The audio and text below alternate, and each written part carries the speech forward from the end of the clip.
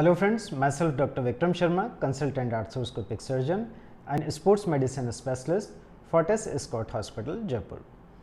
तो फ्रेंड्स, आज हम लोग बात करने वाले हैं क्रिकेट में बॉलर से जुड़े हुए एल्बो संबंधित एक प्रॉब्लम के बारे में।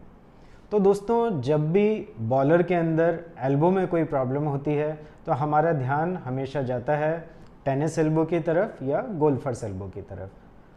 परंतु दोस्तों, एक फास्ट बॉलर का जो एल्बो होता है या एक बॉलर का जो एल्बो होता है वो बहुत सारे स्ट्रेसेस के लिए प्रोन होता है। तो इसके अलावा भी कुछ अनकॉमन कंडीशन होती हैं, उनके बारे में भी डेफिनेटली हम लोगों को जानना चाहिए। तो इस वीडियो के माध्यम से मैं बात करने का कोशिश करूंगा वेल्गस एक्सटेंशन ओवरलोड के बारे में, जो कि एक कॉमन कंडीशन होती है, बट कई बार क्योंकि इसके बारे में बहुत ज़्यादा जानकारी नहीं होती तो ये एक अनट्रीटेड कंडीशन जैसे लैंड अप होती है। तो दोस्तों, सबसे पहले हम लोग ये समझते हैं, टिपिकली ओवरहेड एथलीट के अंदर ये प्रॉब्लम काफ़ी कॉमन होती है, क्योंकि जब भी ओवरहेड ऐसा ये वाला जो मूवमेंट होता है तो जो नॉर्मल एक थ्रोइंग मैकेनिज्म है वो काफ़ी ज़्यादा इसमें ऑल्टर्ड हो जाता है।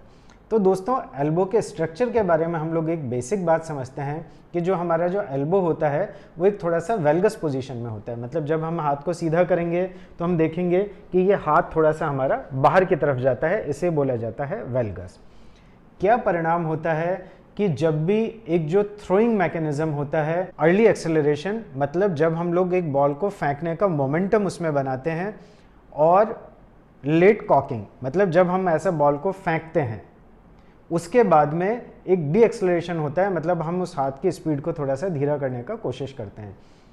ये सारी एक्टिविटीज़ के दौरान हमारी एल्बो का जो बाहर का साइड है उसके ऊपर एक किस्म का लोड काफ़ी हद तक बढ़ जाता है।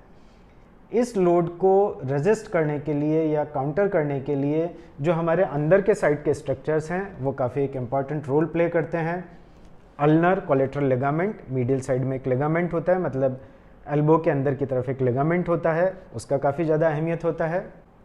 हमारी जो मांसपेशियाँ होती हैं उनमें भी प्रॉपर टोनिंग होती है, तो वो एक एल्बो के बाहर की तरफ जो बढ़ने वाला लोड है उसको काफ़ी हद तक काउंटर कर सकती है। तो दोस्तों, जब भी मैकेनिज्म में कोई प्रॉब्लम होती है या लोड अचानक से बहुत ज़्यादा बढ़ जाता है, या फिर ऐसी कोई चीज़ जैसे कि अल्नर कोलेटरल लिगामेंट प्रॉपर्ली काम नहीं कर रहा, उसमें कोई डैमेज है, तो यहाँ तो प्रॉब्लम होगी, अंदर की तरफ आपके बाहर की साइड में भी प्रॉब्लम हो सकती है। यदि ड्यूरेशन ट्रेनिंग बहुत लंबी चल रही है, आपके मसल प्रॉपर्ली उसके लिए ट्रेंड नहीं है, तो मसल के फटीग से भी जो लोड है वो बाहर की तरफ आपको महसूस होगा। तो अब तक हम लोगों ने ये समझा कि जहाँ पे भी वेल्गस एक्सटेंशन ओवरलोड होता है, मतलब बाहर की तरफ एक्सटेंशन, मतलब जब अपना एल्बो सीधा है, बाहर की तरफ जो ओवरलोड होता है, तो उससे ये प्रॉब्लम हम लोगों को हो सकती है। अब आगे हम लोग बढ़ के ये समझने का कोशिश करते हैं कि इस प्रॉब्लम से होता क्या है। तो दोस्तों, ये जो कोहनी का टिप होता है इसे टिपिकली बोला जाता है ओलेक्रैनल। तो यहाँ पे ये जो जॉइंट होता है उसके ऊपर काफ़ी ज़्यादा लोड बढ़ने लग जाता है। क्या परिणाम होगा? जैसे कि हम लोगों ने घुटने की घिसावट के बारे में बात किया था, वैसे ही डीजनरेशन या घिसावट वाले जो चेंजेस हैं वो हमारे एल्बो के अंदर धीरे धीरे आने लगते हैं। तो क्या होगा?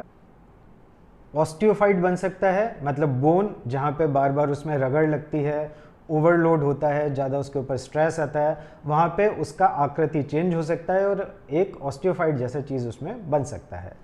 साथ ही जो जॉइंट का कार्टिलेज है, जो टिपिकली ये ओलेक्रैनन से रिलेटेड जो जॉइंट होता है, यहाँ का जो कार्टिलेज है उसमें काफ़ी ज़्यादा घिसावट होने लग जाता है, और कार्टिलेज लॉस जैसे जैसे बढ़ता जाता है तो पेन का जो इंटेंसिटी है वो भी इसमें आगे बढ़ेगा। क्या लक्षण होते हैं कि टिपिकली बॉल को रिलीज़ करते टाइम उस खिलाड़ी को दर्द होगा, डी एक्सेलरेट करते टाइम दर्द होगा, जब वो अपने हाथ को थोड़ा सा धीरे करता है तो टिपिकली इस एरिया में दर्द होगा, जबकि टेनिस एल्बो का जो दर्द होता है वो बाहर की तरफ होता है, लेटरल एपिकोंडाइल की तरफ होता है। इसका जो दर्द होगा टिपिकली एल्बो के पीछे वाले हिस्से में होगा, और बॉल को जब वो रिलीज करता है उस टाइम पे ये दर्द काफ़ी अधिक होगा, क्योंकि एल्बो उस टाइम पूरी तरह से एक एक्सटेंडेड, मतलब पूरी एक सीधी अवस्था में होती है और लोड उसमें सबसे अधिक होता है। इन्वेस्टिगेशन क्या क्या कराए जाते हैं इसके लिए? तो प्राइमरीली एक्सरे कराया जा सकता है, बट एक्सरे के अंदर ये बहुत ही मुश्किल से डिटेक्ट हो सकता है। एमआरआई जब भी कराई जाएगी तो एमआरआई में ऑस्टियोफाइट या sometimes this osteophyte is broken down, मतलब कई बार ये ऑस्टियोफाइट टूट भी सकता है, ये फाइंडिंग हो सकती है। जहाँ पे डीजनरेशन होता है वहाँ पे एल्बो जॉइंट का कार्टिलेज लॉस भी देखने को मिल सकता है, और कई बार कार्टिलेज के कुछ छोटे छोटे टुकड़े भी हमारे जॉइंट में हो सकते हैं। ये एक बहुत ही एडवांस स्टेज होती है, और यदि ऐसी स्थिति है तो एल्बो के मूवमेंट के दौरान क्रेपिटस मतलब कड़कड़ाहट की आवाज़ सुनाई देगी और दर्द हमेशा बना रहेगा। तो दोस्तों यहाँ तक हम लोगों ने ये समझा कि एल्बो एक्सटेंशन ओवरलोड एक कंडीशन होती है जो कि बॉलर्स के अंदर हो सकती है, और जब भी वो बॉल रिलीज़ करते हैं टिपिकली उस दौरान उनके कोहनी के नीचे के हिस्से में इसमें दर्द हो सकता है। जहाँ पे मीडियल साइड की प्रॉब्लम होती है, आपने अपना ट्रेनिंग को अचानक से बढ़ाया, मसल फटीग हैं, तो उसके कारण से भी बाहर की तरफ ये दर्द हम लोगों को हो सकता है।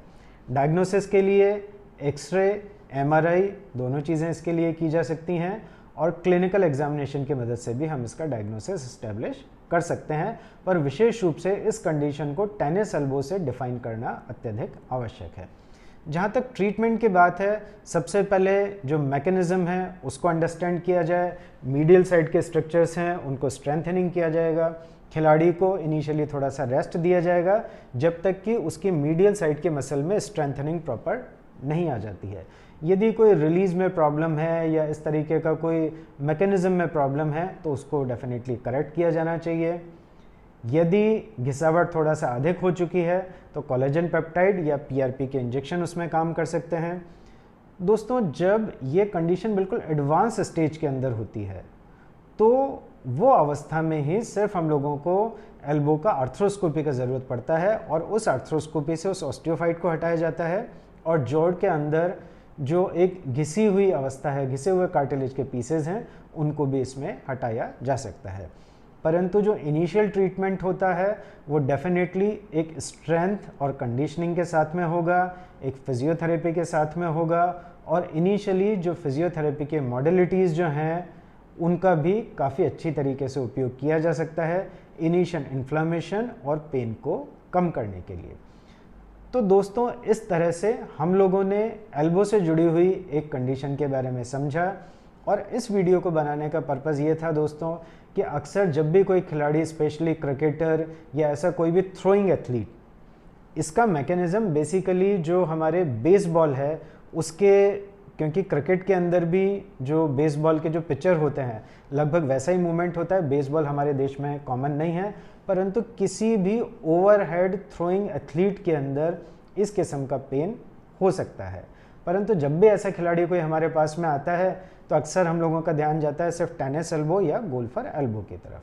तो मैं उम्मीद करता हूँ कि इस वीडियो से न सिर्फ खिलाड़ियों को बल्कि फिजियोथेरेपिस्ट और इस कंडीशन के बारे में समझने में मदद मिलेगी। दोस्तों फिर भी आपको इस बारे में कोई क्वेरी है तो आप नीचे कमेंट बॉक्स में डाल सकते हैं, या फिर हमारे व्हाट्सएप हेल्पलाइन 9587077444 पे हमसे संपर्क कर सकते हैं।